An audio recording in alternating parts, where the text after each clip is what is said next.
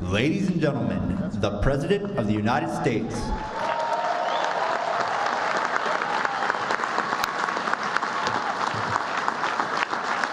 Thank you.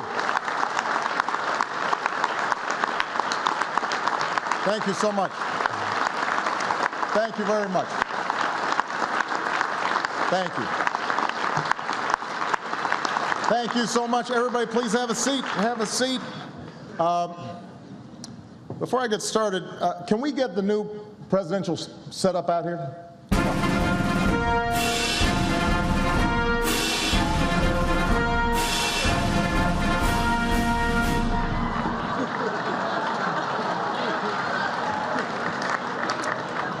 It's worked before.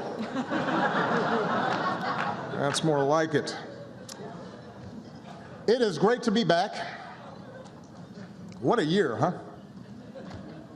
I usually start these dinners with a few self-deprecating jokes. After my stellar 2013, what could I possibly talk about?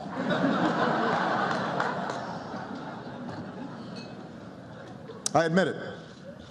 Last year was rough. Sheesh. At one point, things got so bad, the 47% called Mitt Romney to apologize.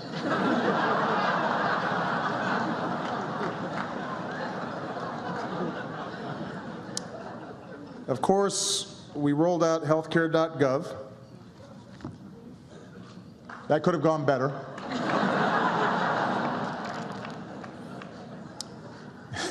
In 2008, my slogan was, yes, we can. In 2013, my slogan was, Control, Alt, Delete.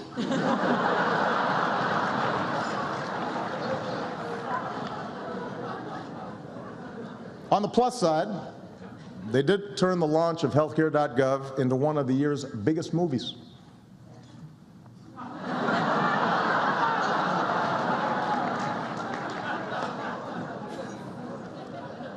But rather than dwell on the past, I would like to pivot to this dinner.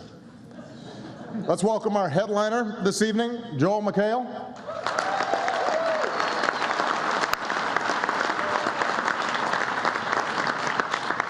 On Community, Joel plays a preening, self-obsessed narcissist. So this dinner must be a real change of pace for you. I want to thank the White House Correspondents Association for hosting us here tonight. I am happy to be here, even though I am a little jet-lagged from my trip to Malaysia. The lengths we have to go to get CNN coverage these days.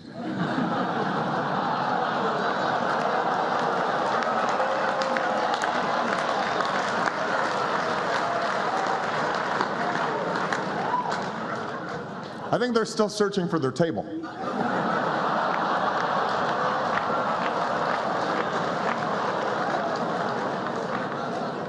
MSNBC is here. They're a little overwhelmed. They've never seen an audience this big before.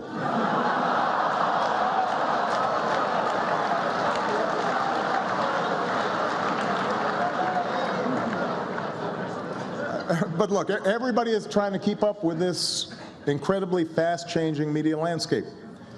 For example, I got a lot of grief on cable news for promoting Obamacare to young people on Between Two Ferns. But that's what young people like to watch. And to be fair, I am not the first person on television between two potted plants.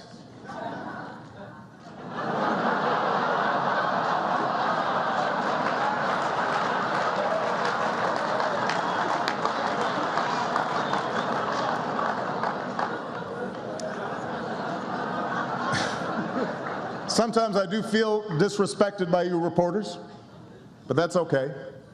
Seattle Seahawk cornerback Richard Sherman is here tonight, and he gave me some great tips on how to handle it.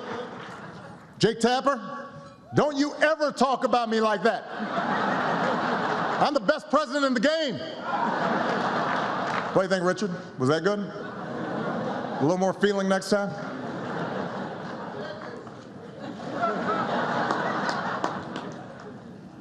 While we're talking sports, just last month, a wonderful story. An American won the Boston Marathon for the first time in 30 years.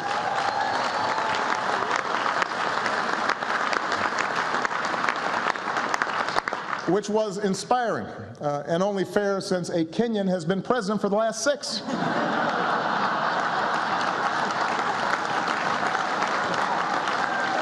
had to even things out.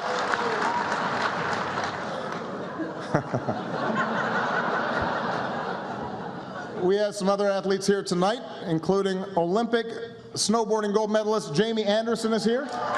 We're proud of her. Incredibly talented young lady. Michelle and I watch the Olympics. We cannot believe what these folks do. Death-defying feats. Haven't seen somebody pull a 180 that fast since Rand Paul disinvited that Nevada rancher from this dinner.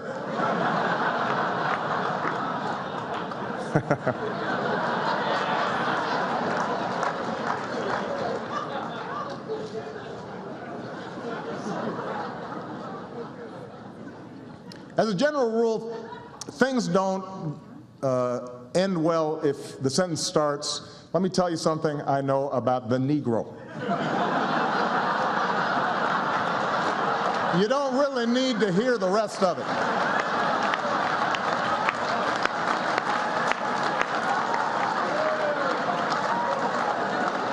Just a tip for you. Don't start your sentence that way.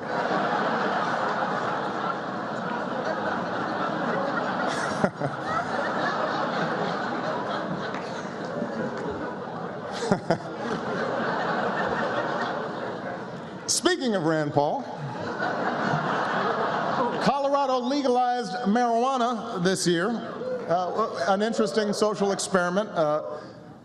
I do hope it doesn't lead to a whole lot of paranoid people who think that the federal government's out to get them and listening to their phone calls. That would be a problem. And speaking of conservative heroes, the Koch brothers bought a table here tonight, but as usual, they used a shadowy right-wing organization as a front. Hello, Fox News.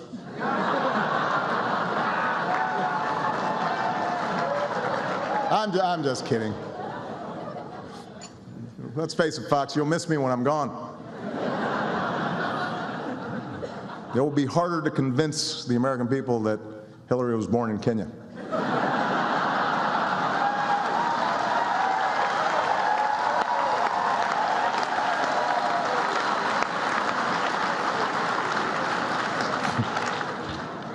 A lot of us really are concerned about the way big money is influencing our politics. I remember when a super PAC was just me buying Marlboro 100s instead of regulars.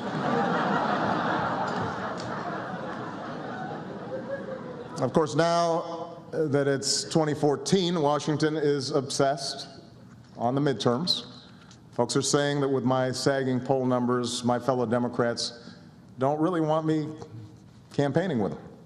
And I don't think that's true, although I did notice the other day that Sasha needed a speaker at Career Day and she invited Bill Clinton. I was a little hurt by that. Both sides are doing whatever it takes to win. It's a ruthless game. Republicans, this is a true story, Republicans actually brought in a group of consultants to teach their candidates how to speak to women. This is true. And I don't know if it'll work with women, but I understand that America's teenage boys are signing up to run for the Senate in droves.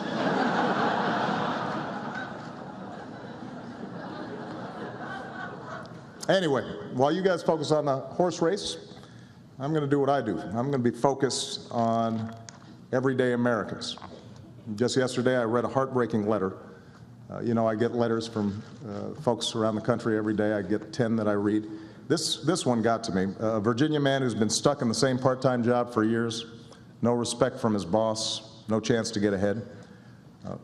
I really wish Eric Cantor would stop writing me.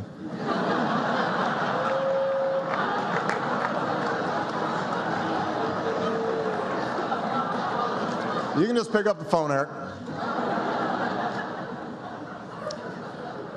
And I'm feeling sorry, believe it or not, for the Speaker of the House as well. These days, the House Republicans actually give John Boehner a harder time than they give me, which means orange really is the new black.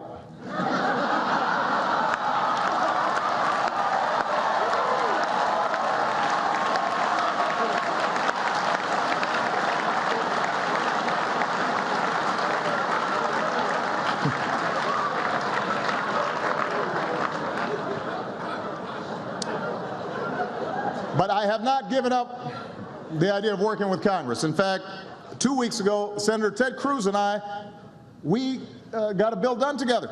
And I have to say the signing ceremony was something special. Got a picture of it, I think.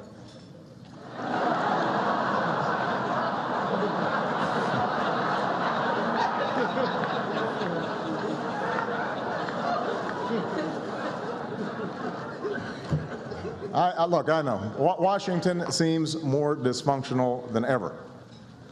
Gridlock has gotten so bad in this town, you have to wonder, what do we do to piss off Chris Christie so bad?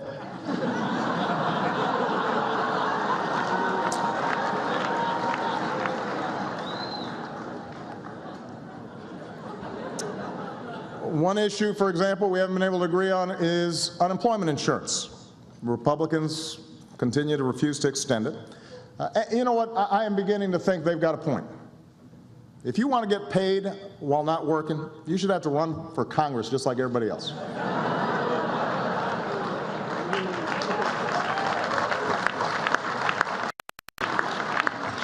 Of course, there is one thing that keeps Republicans busy. They have tried more than 50 times to repeal Obamacare. Despite that, 8 million people signed up for health care in the first open enrollment.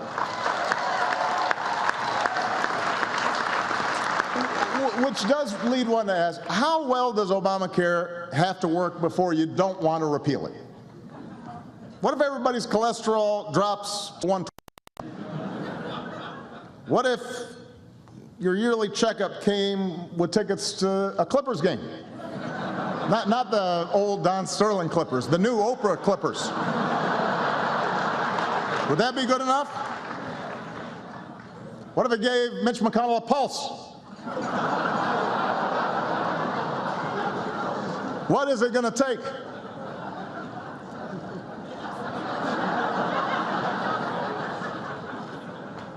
Anyway, this year I've promised to use more executive actions to get things done without Congress.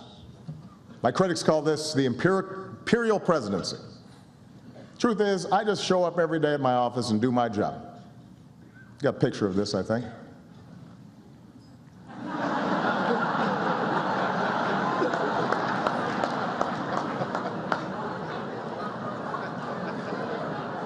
You would think they'd appreciate a more assertive approach, considering that the new conservative darling is none other than Vladimir Putin. Last year, Pat Buchanan said Putin's headed straight for the Nobel Peace Prize. He said this. Now, I know it sounds crazy, but to be fair, they give those to just about anybody these days. So it could happen. But it's not just Pat. Rudy Giuliani said, Putin is what you call a leader. Mike Huckabee and Sean Hannity keep talking about his bare chest, which is kind of weird.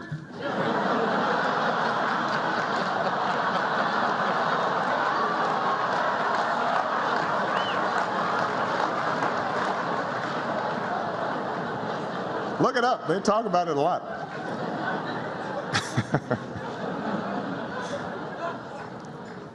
It is strange to think that I have just 2.5 years left in this office. Everywhere I look, there are reminders that I only hold this job temporarily.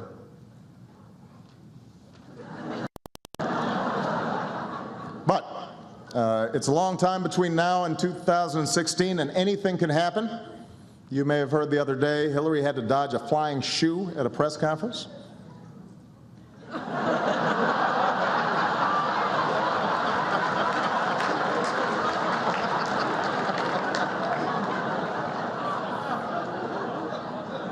I love that picture. Regardless of what happens, I've run my last campaign, and I'm beginning to think about my legacy. Some of you know Mayor Rahm Emanuel recently announced he's naming a high school after me in Chicago, which is extremely humbling. I was even more flattered to hear Rick Perry, who's here tonight, is doing the same thing in Texas. Take a look. Thank you, Rick. It means a lot to me.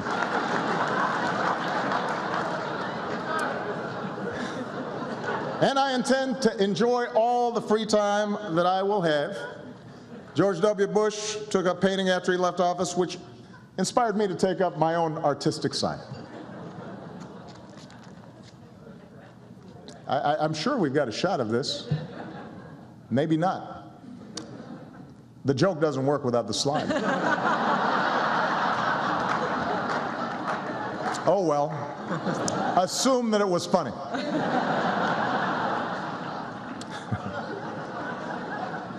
Does this happen to you, Joe? It does, okay. On a more serious note, tonight reminds us that we really are lucky to live in a country where reporters get to give a head of state a hard time on a daily basis, and then once a year give him or her the chance at least to try to return the favor. But we also know that not every journalist or photographer or crew member is so fortunate, because even as we celebrate the free press tonight, our thoughts are with those in places around the globe, like Ukraine and Afghanistan and Syria and Egypt, who risk everything, in some cases even give their lives, to report the news. And what tonight also reminds us is that the fight for full and fair access goes beyond the chance to ask a question. As Steve mentioned, decades ago, an African American who wanted to cover his or her president might be barred from journalism school, burdened by Jim Crow, and once in Washington banned from press conferences. But after years of effort, black editors and publishers began meeting with FDR's press secretary, Steve Early. And then they met with the president himself, who declared that a black reporter would get a credential. And even when Harry McAlpin made history as the first African American to attend a presidential news conference, he wasn't always welcomed by the other reporters. But he was welcomed by the president, who told him, "I'm glad to see you, McAlpin, and I'm very happy to have you here." Now that sentiment might have worn off once Harry asked him a question or two. And Harry's battles continued, but he made history. And we're so proud of Sherman and his family for being here tonight, and the White House Correspondents Association for creating the scholarship in Harry's name.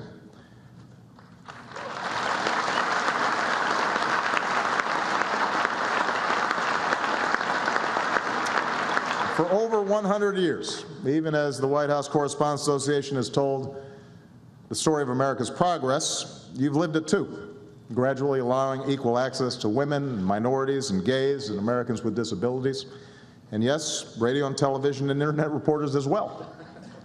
And through it all, you've helped make sure that even as societies change, our fundamental commitment to the interaction between those who govern and those who ask questions doesn't change. And as Jay will attest, it's a legacy you carry on enthusiastically every single day. And because this is the 100th anniversary of the Correspondents Association, I actually recorded an additional brief video thanking all of you for your hard work. Can we run the video? Congratulations. What's going on? I was told this would work. Does anybody know how to fix this? Oh, thank you. You got it? I got this. I see it all the time. There. That should work. Congratulations to the White House Correspondents Association. Here's to 100 more terrific years. Thank you very much, everybody. God bless you. And God bless America, and thank you, Kathleen Sebelius.